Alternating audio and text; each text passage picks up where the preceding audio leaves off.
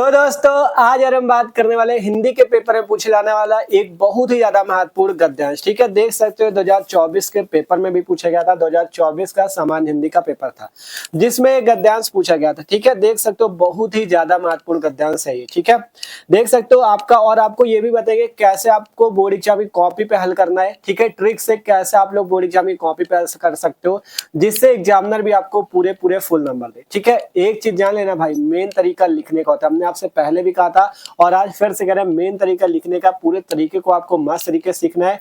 और इससे पहले हमने और भी बहुत महत्वपूर्ण गद्यांश और पद्यांश की वीडियो देख चुके हम लोग। अगर आपने नहीं देखे तो डिस्क्रिप्शन पे हिंदी की प्लेलिस्ट है, वहां से आप लोग जाके भी देख सकते हो। आज का जो गद्यांश है एक वायरल गद्यांश और बहुत ही महत्वपूर्ण गद्यांश। ठीक है, 2024 के पिछले वर्ष के पेपर में पूछा गया था और ये एक ऐसा गद्यांश पूछ लिया गया था जो कि मतलब बहुत ही वायरल गद्यांश था। ठीक है, देख सकते हो तीसरे नंबर क्वेश्चन में पूछा गया था हिंदी के पेपर में कि दिए गए गद्यांश पर आधारित निम्नलिखित प्रश्नों के उत्तर दीजिए। ठीक है, जिससे आपको 5 दूना 10 नंबर आपको मिलने थे। ठीक है, तो देख सकते हो बहुत ही अच्छा गद्यांश था।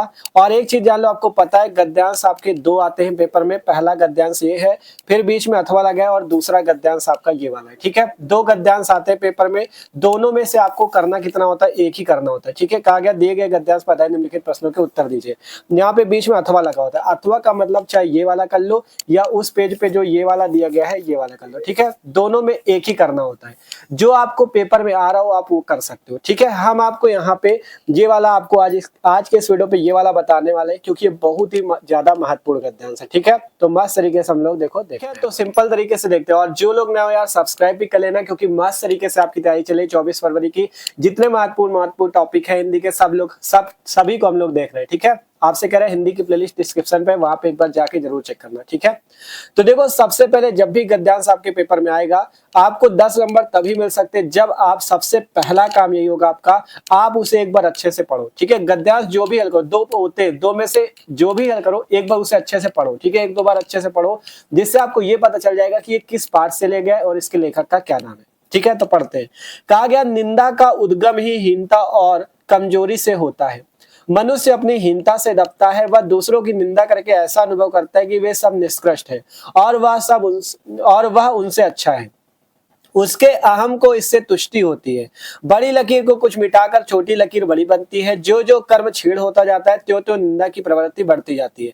कठिन कर्म ही ईर्ष्या द्वेष और उससे उत्पन्न निंदा को मारता है। ठीक है, तो ये आपके पास गद्यांश है। इसके नीचे 5 प्रश्न है। पहला प्रश्न, उपर्युक्त गद्यांश के पाठ एवं लेखक का नाम लिख कीजिए। दूसरा, रेखांकित अंश की व्याख्या कीजिए। तीसरा, लेखक के अनुसार उत्पन्न निंदा को कैसे मारा जा सकता है।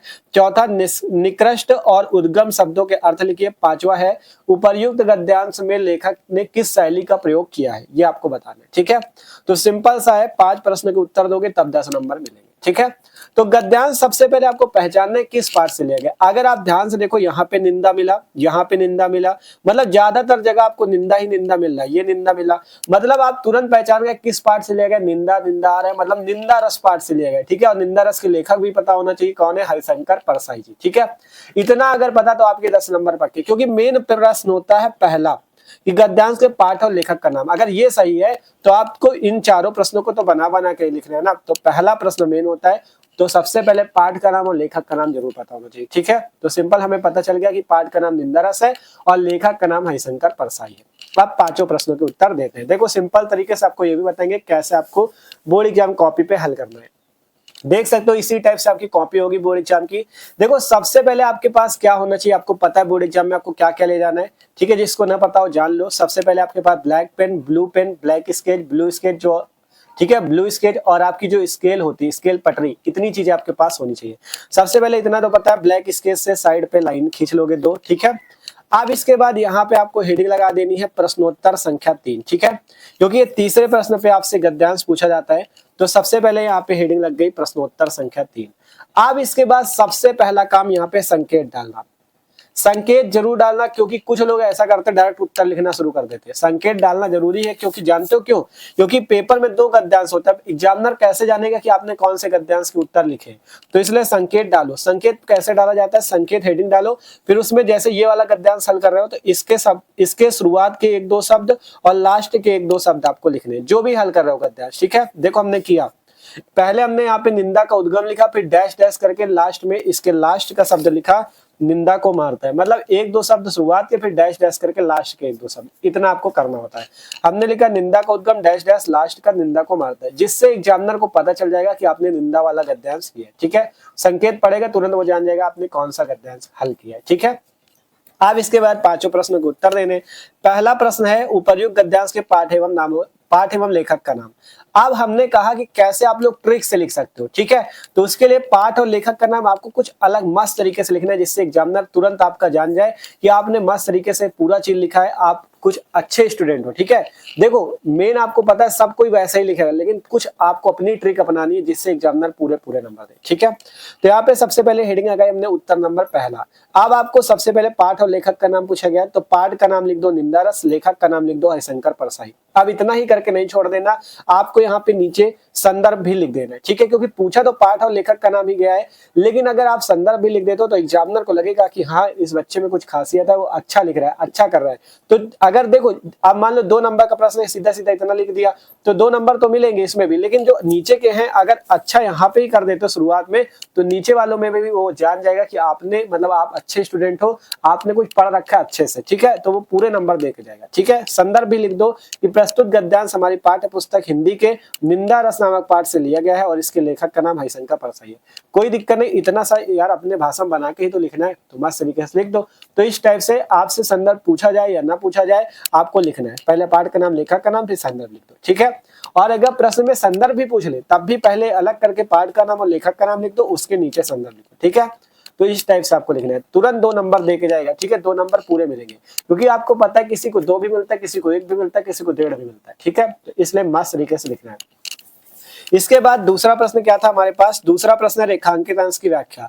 रेखांकित अंश की व्याख्या मतलब जिसके नीचे रेखा खींची हुई है इसकी आपको व्याख्या करनी है। रेखा यहाँ पे खींची है कि बड़ी लकीर को कुछ मिटाकर छोटी लकीर बड़ी बनती है, जो जो कर्म छीड़ होता जाता है त्यों त्यों निंदा की प्रवृत्ति बढ़ती जाती है। ठीक है, मतलब कहा गया बड़ी लकीर को कुछ मिटा के छोटी लकीर बनती। मान लो आपके पास 2 लकीरें हैं। ठीक है, अगर हम बात करें मान लो एक लकीर यहाँ पे देखो, ठीक है, मान लो यहाँ पे यहाँ बनाते हैं, देखो एक बड़ी लकीर है एक छोटी लकीर। अगर इस बड़ी लकीर को हमें छोटा करना है, ध्यान से समझना, इस बड़ी लकीर को छोटा करना है तो अगर हम इसे कुछ मिटा दें तो ये बड़ी लकीर छोटी हो जाएगी और छोटी वाली बड़ी हो जाएगी। मतलब अगर ऊपर वाली को यहाँ तक मिटा दो इतने तक, अब ये इतनी ही बचेगी। ठीक है, तो ये छोटी, ये जो बड़ी लकीर थी अब ये क्या हो गई, छोटी। क्यों? क्योंकि हमने इसे थोड़ा मिटा दिया। तो वही कहा गया बड़ी लकीर को कुछ मिटा कर छोटी लकीर जो होती है ये अब बड़ी बन जाती है। जो जो कर्म छीड़ होता जाता है त्यों त्यों निंदा की प्रवृत्ति बढ़ती जाती है। मतलब जिस प्रकार, इसका अर्थ ये है कि जिस प्रकार बड़ी लकीर होती है, बड़ी आपकी जब लकीर खींची जाती है, अगर उसे छोटा करना है तो हम क्या करते हैं, उस बड़ी लकीर को थोड़ा सा मिटा देते हैं, जिससे जो छोटी वाली लकीर होती है वो बड़ी बन जाती है बड़ी के सामने। ठीक है, तो अब कहा गया इसी प्रकार जैसे जैसे कर्म छीड़ होता है, जैसे जैसे कर्म, आप मान लो कर्म में आलस करते जाते हो, कर्म को छीड़ करते जाते हो, वैसे वैसे ही आप में निंदा की प्रवृत्ति बढ़ती है। निंदा का मतलब आप समझ सकते हो दूसरों की बुराई करना। ठीक है, तो निंदा की प्रवृत्ति आप में बढ़ती, जैसे जैसे आप कर्म में आलस करते हो, कर्म छीड़ होता है आपका, तो आपकी निंदा की प्रवृत्ति भी बढ़ती जाती है। मतलब आप भी दूसरों की निंदा करने लगते हो, आप अपने आप को बड़ा दिखाने के लिए दूसरों की बुराइयां करने लगते हो। यहाँ से कहा गया ऊपर से निंदा का उद्गम ही हीनता और कमजोरी से होता है। मनुष्य अपनी हीनता से दबता है, वह दूसरों की निंदा करके ऐसा अनुभव करता है कि वे सब निष्कृष्ट है उसके सामने। मतलब वो दूसरों की निंदा, दूसरों की बुराइयां करके ऐसा मान लो जताना चाहता है कि वो सबसे अच्छा है, आप बुरे हो। ठीक है, आपकी निंदा करके वो यही जताना चाहता है कि आप बुरे हो लेकिन वो सबसे अच्छा है। ठीक है, तो निंदा का उद्गम ही कहां से होता है, हीनता और कमजोरी से। मतलब कर्म में अगर आप कमजोरी करते हो तो आपके अंदर निंदा उत्पन्न हो जाती है। तो इसी की व्याख्या करनी है, जहां पे रेखा खींची अपने हिसाब से बना बना के लिखना। बस रेखांकित अंश की व्याख्या हेडिंग डालो, सबसे पहले लिखना लेखक कहते हैं कि, इतना लिखो, फिर अपने भाषा में बना बना के लिख दो।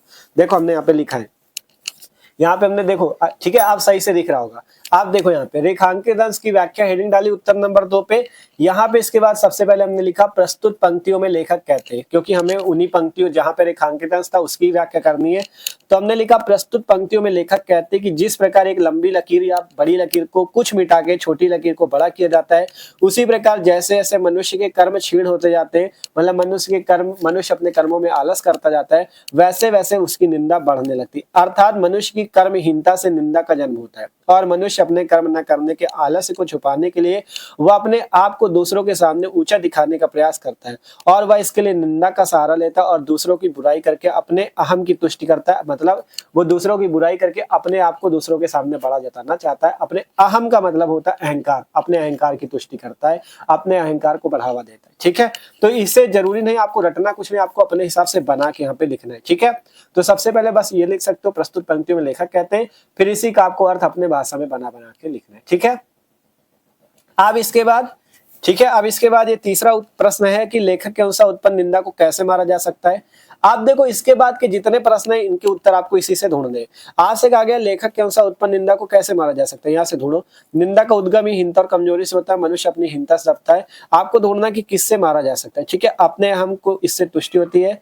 ठीक है, यहाँ पे आप ये देखो कहा गया कठिन कर्म ही ईर्ष्या द्वेष और उससे उत्पन्न निंदा को मारता है।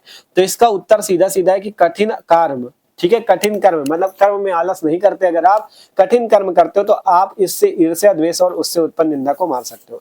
तो यहाँ से हमने देखो लिखा है कि लेखक के अनुसार कठिन कर्म के द्वारा ही निंदा को मारा जा सकता है। ठीक है, अब इतना ही ना लिख देना, 2 नंबर पाने तो कुछ अपने हिसाब से जोड़ो। ठीक है, अलग से कुछ अपने हिसाब से बना के जोड़ो। हमने लिखा अर्थात हमें कर्म के प्रति आलस नहीं करना चाहिए, इसके द्वारा ये उत्पन्न निंदा को मार सकते हैं।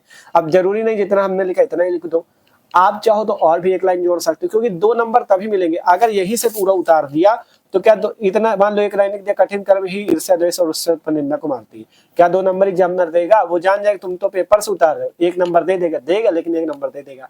तो आपको कुछ अपने हिसाब से लाइन जोड़ देनी है। देखो हमने कहा लेखक के अनुसार कठिन कर्म के द्वारा ही निंदा को मारा जा सकता है, अर्थात हमें कर्म के प्रति आलस नहीं करना चाहिए। ये हमने अलग से जोड़ा, अर्थात हमें कर्म के प्रति आलस नहीं करना चाहिए, इसके द्वारा यह उत्पन्न निंदा को मार सकते हैं।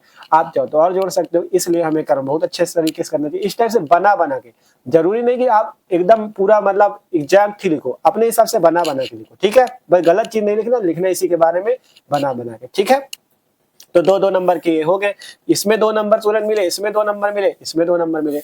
इसके बाद फिर है निकृष्ट और उद्गम शब्दों के अर्थ लिखिए। ठीक है, निकृष्ट, निकृष्ट का मतलब होता है बुरा या तुच्छ। ठीक है, और उद्गम का मतलब होता है जहां से मान लो उत्पन्न हुआ हो कोई चीज। उद्गम का मतलब होता है उद्गम स्थान वो होता है जहां से उत्पत्ति होती है। ठीक है, तो इसके अर्थ हमने देखो लिखे हैं, निकृष्ट का अर्थ होता है नीच या तुच्छ व्यक्ति। ठीक है, और उद्गम का अर्थ होता है उत्पत्ति स्थान जहां से उत्पत्ति होती है। ठीक है, तो देख सकते हो ये आपके 4 प्रश्नों के उत्तर हो गए। इसी टाइप से मस्त तरीके से बोर्ड एग्जाम की कॉपी पे आपको लिखना है। ठीक है, 5वें प्रश्न का उत्तर बचता है, उसको भी बता देते हैं। यहाँ पे कहा गया उपर्युक्त गद्यांश में लेखक ने किस शैली का प्रयोग किया है। ठीक है, किस शैली का प्रयोग किया है, तो एक चीज जान लो, जो हरिशंकर परसाई जी है, ठीक है, हरिशंकर परसाई जी निंदा रस जो इनका चैप्टर है, इसमें इन्होंने कौन सी शैली का प्रयोग किया? व्यंग्यात्मक शैली का। ठीक है, तो वही आपको यहाँ पे लिखनी। देखो हम 5वें प्रश्न का उत्तर आपको करके दिखाते हैं। ठीक है, 5वें प्रश्न का उत्तर हमने यहाँ से लिखा कि प्रस्तुत गद्यांश में लेखक ने व्यंग्यात्मक एवं विवेचनात्मक शैली का प्रयोग किया है। ठीक है, तो इस टाइप से आपको भाषा शैली बतानी थी। देखो एक चीज जान लो, हरिशंकर परसाई जी जो है मतलब ये आपका व्यंग रचना ही ज्यादातर करते थे, व्यंग्यात्मक। ठीक है, तो इसलिए कहा गया प्रस्तुत गद्यांश में लेखक ने व्यंग्यात्मक एवं विवेचनात्मक शैली का प्रयोग किया है। तो इस टाइप से 5 प्रश्नों के उत्तर हो जाते हैं। 5वें का उत्तर ये था, आपसे यही पूछा गया था कि किस शैली का प्रयोग किया गया। ठीक है, उपयुक्त गद्यांश में किस शैली का प्रयोग किया गया है। ठीक है, तो इसका उत्तर भी यहाँ पे हो जाता है। ठीक है, इस टाइप से ये प्रश्न भी कंप्लीट है। ठीक है, तो देख सकते हो इस टाइप से भैया अगर मस्त तरीके से आप गद्यांश हल करते हो ना तो एग्जामिनर भी आपको पूरे पूरे नंबर देगा। ठीक है, और इसी टाइप से हम लोग जितने महत्वपूर्ण गद्यांश, जितने महत्वपूर्ण पद्यांश, संस्कृत श्लोक, जितने टॉपिक हिंदी के सभी को मस्त तरीके से देख रहे हैं। तो जो लोग नया हो चैनल पे सब्सक्राइब कर लो, मस्त तरीके से तैयारी हो रही है। ठीक है, इससे पहले हमने बहुत ही गद्यांश देख रखे हैं। अब इसके ये जो इधर वाला देखोगे ना, अथवा वाला, ये वाला, इसका गद्यांश में हम लोग अगले वीडियो पे देखेंगे, इसको भी आपको पूरा हल करा देंगे। ठीक है, ये भी 2024 के पेपर में पूछा गया था कि मैंने बहुतों को रूप में पाते देखा था। ठीक है, इसको भी आपको अगले वीडियो पे करा देंगे। ठीक है, तो मिलते हैं अगले वीडियो पे। जो लोग नए हो सब्सक्राइब कर लो, और डिस्क्रिप्शन में प्लेलिस्ट है, वहां पे जाके आप चेक करो, सभी महत्वपूर्ण टॉपिक आपको मिल जाएंगे। तो मिलते हैं अगले वीडियो पे।